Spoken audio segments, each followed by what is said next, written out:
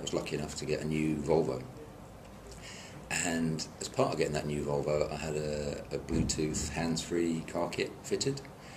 Unfortunately, they didn't fit it correctly, and I didn't know, but when the Bluetooth was pairing, which happens when you start the car, it overrode the parking sensors.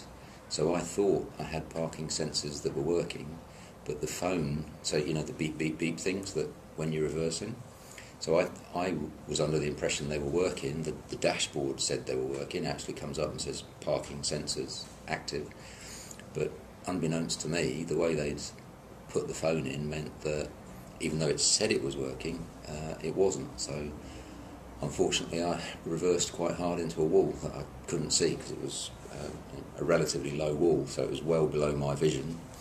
Should have been picked up by the parking sensors, but wasn't. It wasn't necessarily a very high-speed injury, but just as soon as you hit something you're not expecting, you obviously get quite a lot of adrenaline. And what I did is just instinctively I stamped on the brake, but I stamped on the brake so hard that I actually managed to have quite a big tear in my calf muscle, which, yeah, well, wasn't pleasant. But for me, the overwhelming reason why I wanted to get involved with Thompsons is Thompsons, yes, they represent people and yes, they claim compensation.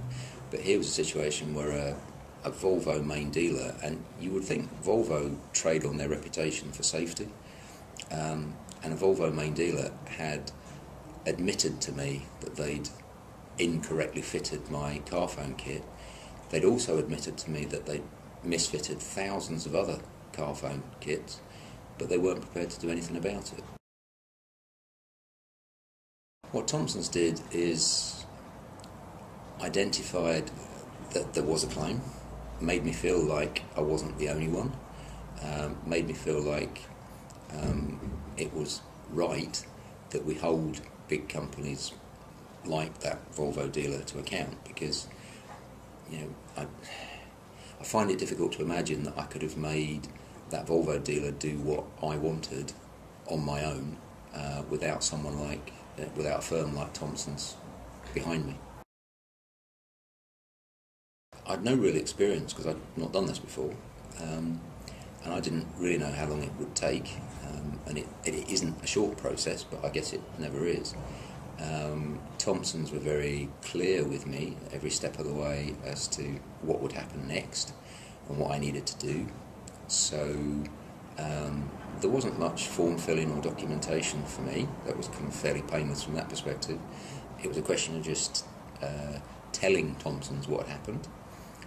They then arranged a medical for me to go to, and a medical report was produced, and I had to read that and confirm that was all in order. And they sort of guided me through every step of the process. So yes, I was very happy with that. And then in terms of the outcome,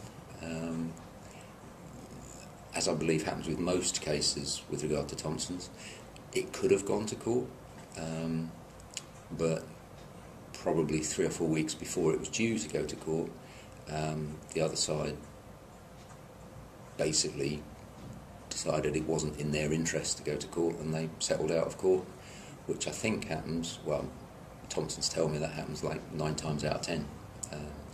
Thompsons are good at what they do, and 9 times out of 10 they get the other side to settle without actually all the trauma of going to court.